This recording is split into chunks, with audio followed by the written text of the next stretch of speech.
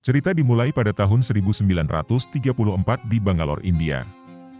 Dengan seorang gadis berusia 5 tahun bernama Shakuntala Devi. Dia tampak asyik bermain dengan anak seusianya yaitu sepupunya. Bocah ini setia hingga menemaninya bahkan saat mengerjakan PR matematika sekolah. Tapi tanpa sepengetahuan sepupunya, Shakuntala memperhatikan soal matematika dan dia bisa menyelesaikannya dengan jawaban yang benar. Diketahui anak ini tidak bersekolah, namun cukup pintar. Sepupu Shakuntala menyadari dia bukan anak biasa membawanya ke orang tuanya dan dengan antusias menjelaskan kejeniusan bocah itu kepada mereka. Bagaimana tidak? Dia baru berusia 5 tahun dan tidak pernah bersekolah, tetapi dia mampu memecahkan masalah matematika yang kompleks. Dan dia melakukannya secara mudah. Setelah menyaksikan bakat Shakuntala secara langsung, ayahnya Bisha memutuskan untuk membawanya ke sekolah, di mana dia mendemonstrasikan kemampuannya di depan guru dan siswa.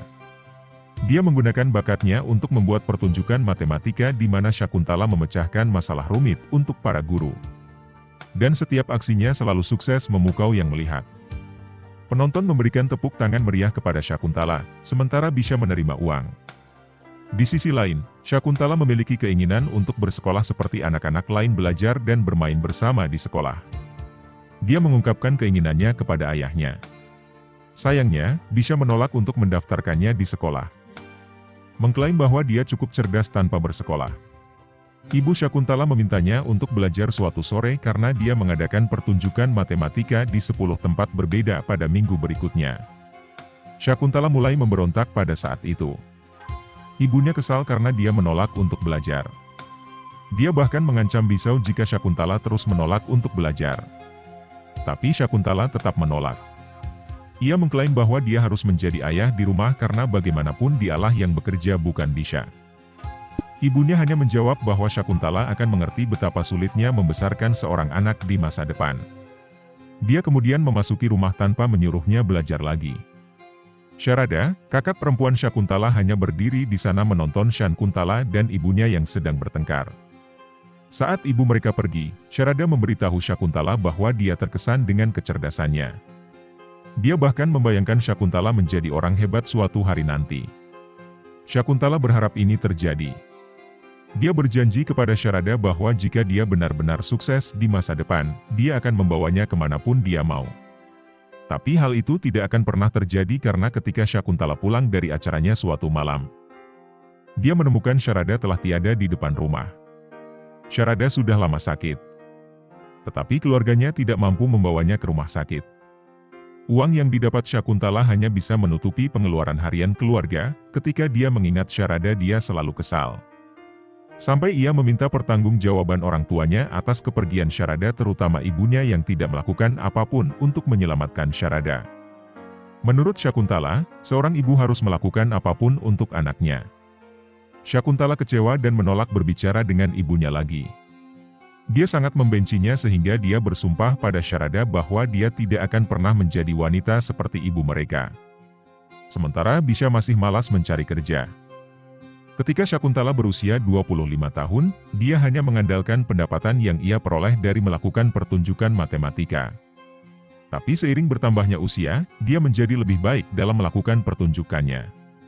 Seorang pria bernama Dhiraj, yaitu pacar Shakuntala, tidak pernah mau untuk melamarnya. Dia selalu membuat alasan untuk menghindar dan dia tidak pernah mengungkapkan alasannya. Suatu ketika, Shakuntala menemukan undangan pernikahan Dhiraj dengan wanita lain. Seketika Shakuntala sadar, dia memiliki calon istri dan dia hanya berpura-pura mencintai Shakuntala selama ini. Ketika dia sudah mengetahui hal itu, dia sangat marah. Jadi dia menembak Dhiraj dengan pistol udara sebagai tanda putus. Untuk mengobati hatinya, Shakuntala pergi ke London untuk melupakan Dhiraj dan kemudian tinggal di sebuah rumah kontrakan usang. Dia masih menawarkan untuk melakukan pertunjukan matematika untuk beberapa orang penting. Karena dia membutuhkan uang untuk membayar sewa, BPJS, tapera 3%, dan biaya harian lainnya. Namun dia kesulitan menemukan orang yang ingin menggunakan layanannya. Shakuntala akhirnya menemukan tempat yang tepat untuk pertunjukannya, yaitu Royal Mathematical Society di London. Hasilnya, dia memecahkan masalah yang rumit di depan para intelektual yang hadir. Hal itu membuat para ahli terkesan karena selain pintar, Syakuntala juga cepat dalam penyelesaiannya. Javier, seorang ahli matematika dari Spanyol juga sangat mengagumi bakatnya. Dia bahkan mendekati Syakuntala dan mengundangnya ke rumah untuk mengenalnya lebih dalam. Tak lama mereka pun jadian seperti ABG labil. Hubungan Syakuntala dengan Javier sangat menguntungkan keduanya, di mana Javier membantunya meningkatkan kemampuan bahasa Inggrisnya yang diperlihatkan kepada pejabat di London. Dan dia selalu berhasil dalam acara matematika dengan cepat tepat dan penuh semangat. Sehingga dia bisa menghasilkan banyak uang dari acaranya, yang membuat ibu kos-kosnya pun bangga. Tapi senyum Syakuntala seketika sirna ketika dia menerima surat dari orang tuanya yang memintanya untuk mengirimkan uang untuk biaya hidup mereka di India. Dia jelas sangat marah sewaktu membaca surat itu karena seolah diperlakukan seperti ATM, tempat mengambil uang saja. Bahkan orang tuanya tidak menanyakan tentang kesehatannya dalam surat itu. Namun yang mereka pedulikan hanyalah uang. Meskipun demikian, dia menanggapi surat orang tuanya dan berjanji akan mengirimi mereka uang setiap bulan.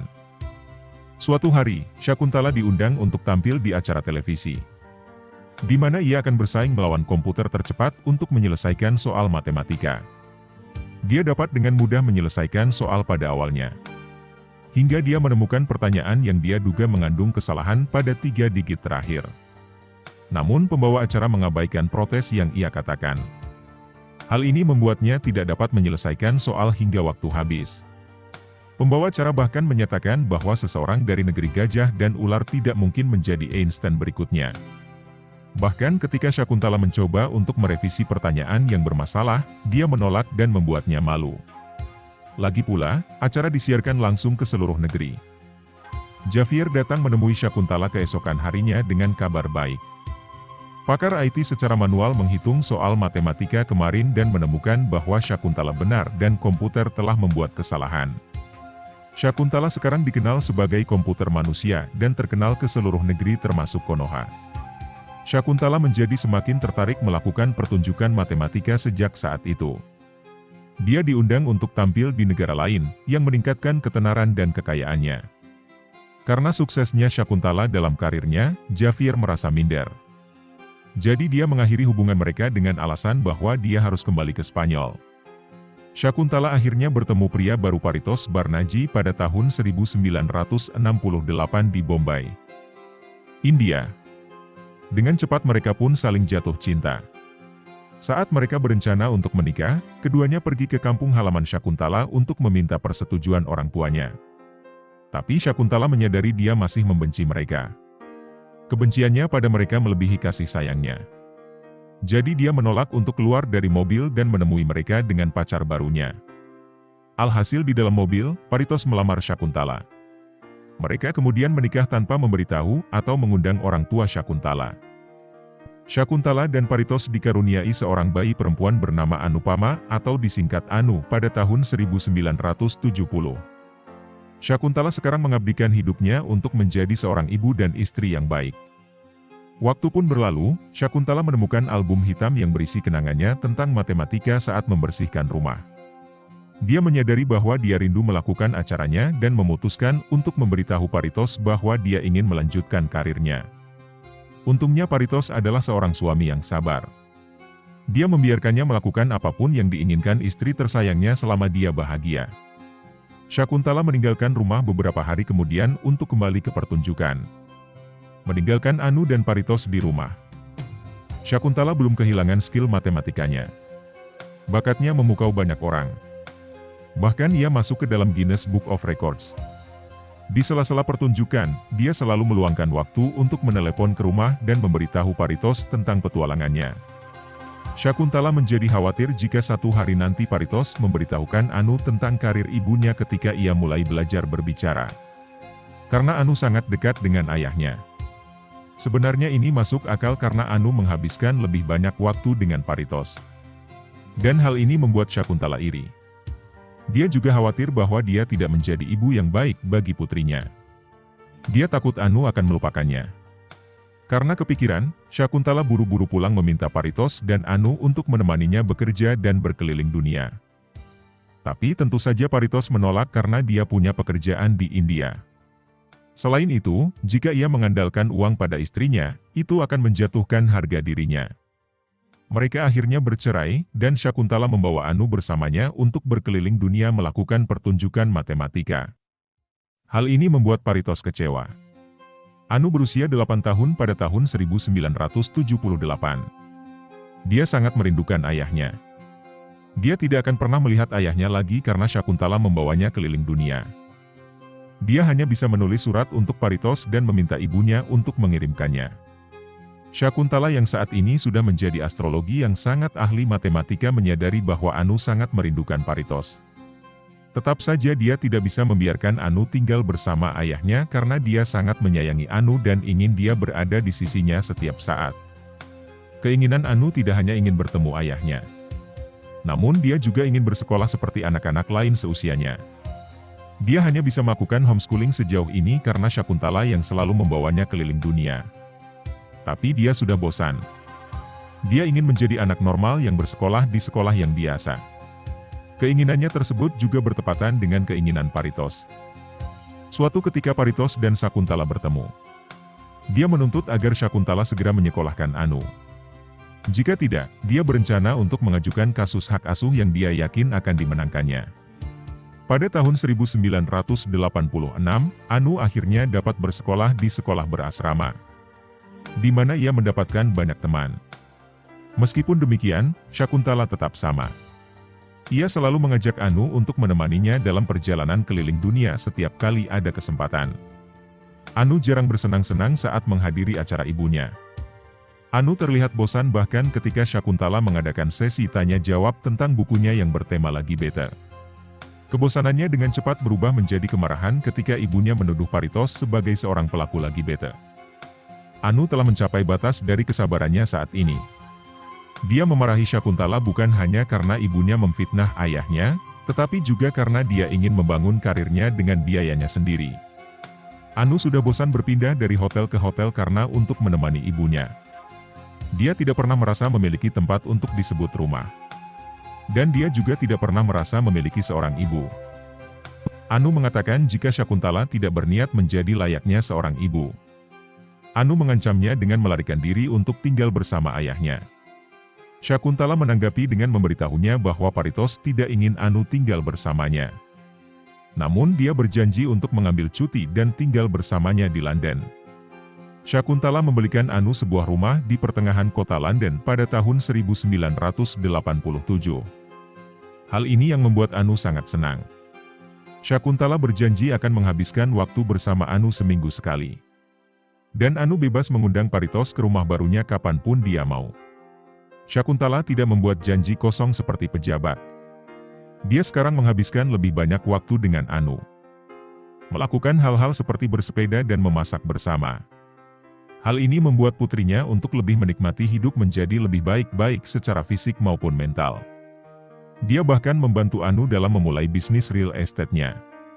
Namun, hubungan mereka kembali memburuk pada tahun 1997. Anu saat itu sudah berusia 27 tahun. Ia bertemu dengan Ajay Kumar, seorang pengusaha yang akan menjadi calon suaminya. Dan tentu saja tidak butuh waktu lama bagi mereka untuk saling jatuh cinta. Saat Ajay melamar Anu dan kedua keluarga menyepakati tanggal pernikahan, Anu kembali bertengkar dengan Syakuntala. Syakuntala berharap agar Ajay dan Anu tetap tinggal di London setelah pernikahan mereka. Sehingga Anu dapat menemaninya kapanpun dia bepergian keliling dunia.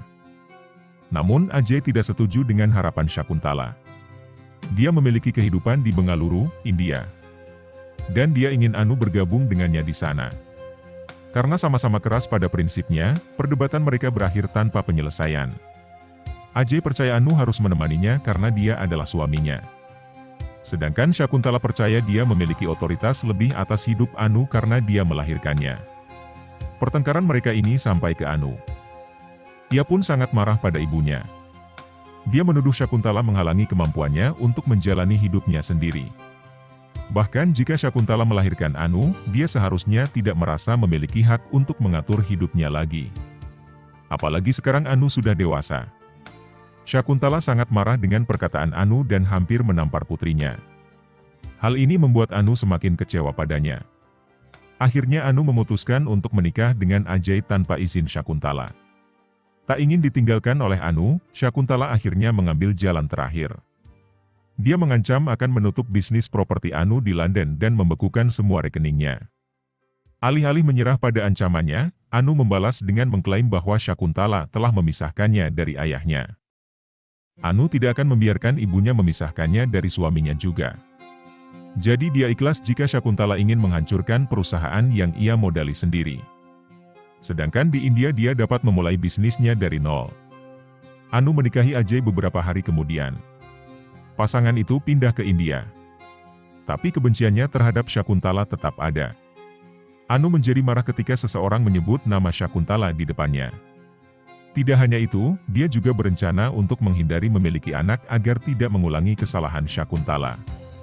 Tapi takdir punya rencana lain. Anu akhirnya hamil. Untungnya, si Anu pun bisa menerimanya. Dia bahkan menyadari bahwa memiliki anak membawa kebahagiaan. Yang harus dia lakukan hanyalah mencoba untuk tidak menjadi seperti ibunya Syakuntala. Berpindah ke Syakuntala yang tidak dapat berkonsentrasi setelah pertengkaran hebat dengan putrinya. Dia bahkan membuat kesalahan saat siaran langsung televisi pada suatu acara. Hal itu membuatnya menyadari dosa yang ia perbuat dan ia harus pergi ke rumah orang tuanya dan meminta maaf. Tapi ketika Syakuntala tiba, dia menemukan bahwa orang tuanya telah berpulang. Rumah yang dia tinggali saat kecil sudah kosong. Dia bahkan akan memberi Anu semua keuntungan dari penjualan propertinya dan tidak akan keberatan jika Anu menggugatnya. Syakuntala tidak ingin Anu menjadi seperti dia yang telah menghabiskan seluruh hidupnya untuk membenci orang tuanya. Dia ingin Anu benar-benar memaafkannya atas semua yang telah dia lakukan padanya. Anu terkejut ketika dia mendengar semua ini. Dia butuh waktu untuk memikirkan segala sesuatunya. Jadi dia meminta semua orang membiarkannya sendiri untuk sementara waktu. Saat sendirian, Anu menemukan album hitam yang selalu dibencinya. Ketika dia membukanya, dia menemukan bahwa itu hanya berisi foto-foto Anu dan Syakuntala dari perjalanan waktu mereka di seluruh dunia. Dia kemudian menelepon Ajay dan memberitahu dia dengan penuh semangat tentang foto-foto itu. Syakuntala juga melihat Anu yang bahagia. Anu akhirnya memaafkan ibunya dan meminta maaf kepada Syakuntala karena mengabaikannya selama beberapa tahun terakhir saat ini. Akhirnya, ibu dan anak itu berpelukan, menikmati reuni mereka setelah bertahun-tahun berpisah. Di akhir cerita, Anu, Ajay, dan Amrita terlihat menghadiri penampilan Syakuntala yang kemampuan matematikanya kembali meningkat sejak berdamai dengan putrinya.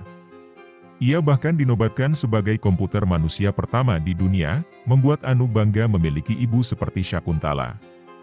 Film ini menyampaikan pesan tentang keajaiban kecerdasan manusia dan pentingnya keseimbangan antara karir dan keluarga. Melalui kisah hidup Syakuntala, kita belajar bahwa dengan dedikasi, seseorang dapat mencapai prestasi luar biasa. Namun, film ini juga menyoroti tantangan dalam menyeimbangkan ambisi profesional dengan tanggung jawab keluarga.